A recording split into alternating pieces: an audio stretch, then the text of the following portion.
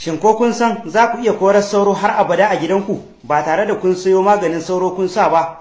Za ku iya amfani da shuga da kuma yis ku kori sauro har abada a gidanku, kun huta da fesa maganin sauro, kuma kun huta da ɗaura sange a gidanku. Da farko dai, kamar yadda zan gaya muku, kana buƙatar ka nemo gorar ruwa ko kuma bottle a irin wannan abar. Ku nemo ta empty, ko kuma ka samu wadda ta fi ta girma ko wadda ta fi ta faɗi, sai ka fafe ta gida biyu. Misali kamar kun ga wannan na yanke ta. Daga nan wuraren idan ka yanke ta, rabin na sama, rabin wannan din na ƙasa ya fi tsayi, kun gani? Ya fi tsayi, kusan rabi da kwata ne sai na yanke ɗan kaɗan a sama. Daga nan wuraren bayan ka yanke shi kaga zai kasance a haka yake ko? To shi ma wannan ɗan bakin sai ka ɗan cire shi, ka ɗan bar wannan ƙofar da za ta ɗan yi faɗi kaɗan. Idan ka yi wannan kuma sai ka tafasa ruwan zafi, ka tafasa ruwan zafi da siga a cikin shi. Idan ka tafasa ruwan zafi da siga a cikin shi, ruwan zafin ya kasance kamar kofi biyu haka ko kofi ɗaya, ya danganta da idan ƙwara ɗaya za ka yi ko ƙwara biyu. Idan ƙwara ɗaya za ka yi, ka tafasa kofi ɗaya na ruwan zafi. Idan ka tafasa ruwan sai ka sanya mishi shuga a cikin shi su tafasa tare. Bayan ka tafasa su sai ka zo ka samo ruwanka sai ka sa cikin wannan goran da ka fafe. Wannan goran da ka fafe, dama akwai ruwanka wanda ka tafasa siga a cikin shi, sai ka sa ruwan a ciki bayan ya huce. Ka sa shi, ka sa shi, ka sa. Kun ga ruwan na sa ko?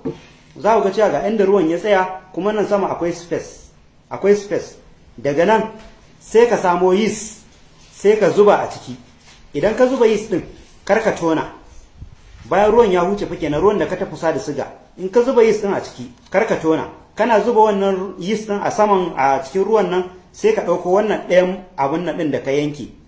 Wannan sai ka sa shi ka ɗora shi a haka. Bayan ka ɗora shi a haka, za ga cewa nan ɗin ya yi ƙofa haka kamar funnel, kamar maɗuri, haka abin ɗura ruwa. Can ƙasa ƙofa akwai 'yar ƙofa da za ta shiga ciki. To wannan sai ka samu gam salatif haka, sai ka haɗe nan ɗin ka yi rafin ɗin shi ya zagaya yadda ba zai rabu ba. Daga nan wuraren za ka iya nemo takarda. Misali ga takarda, za ka iya samun takarda sai ka yi rafin ɗin shi haka. Ka yi rafin ɗin shi haka gabaki ɗaya yadda ya ɓoye ruwan ba a ganin shi. Sai ka sa gam shi ma kamar ne, amma zai fi kyau ka samu bakin abu kamar leda baka, ko kuma ka samu dai wani abu baki wanda za ka yi rafin ɗin wannan kwalbar taka. Misali sai ka samu leda baka kamar wannan haka, sai ka yi rafin ka tabbatar ka yi rafin ɗin shi haka. Abin da ya sa na ce ku yi amfani da bakin abu, saboda kun san sauro yana son bakin abu. Idan ka yi haka, kawai ba iya abin da za ka yi shine ka ɗauki wannan abun, ka je ka samu wani lungu a cikin ɗaki sai ka ajiye shi. Za ka iya yin ƙwara 3 ko 4 ka sa a kowane lungu a cikin ɗakinka, kawai ka ajiye su. Insha Allah duk sauran da ya shigo ɗakin zai rika jin ƙanshin wannan haɗin da ka yi. Abu ne wanda yake yana jan hankalin sauro sosai. Sauran ba zai tafi inda mutum yake ba, zai tafi inda wannan abun, domin wannan abun ya fi jan ra'ayin sauro akan yadda jinin mutum ke jan ra'ayin sauro. Saboda haka sauran da ya shigo zai wuce ya je nan wuraren, zai shiga cikin wannan funnel ɗin nan, zai shiga ya je ya tadda ruwan sai ya mutu. Da ya fada cikin ruwan zai mutu. To da haka idan sun taru sai ka je ka cire wannan abun sai ka zubar, sai ka ƙara yin wani haɗin sai ka sanya, sai ka je ka ajiye. Idan sauro miliyan zai shigo ɗakin ka, to dukansu za su mutu. Kafin sauro ya je ya cije ka, sai ya fara zuwa wajen wannan abun da ka haɗa.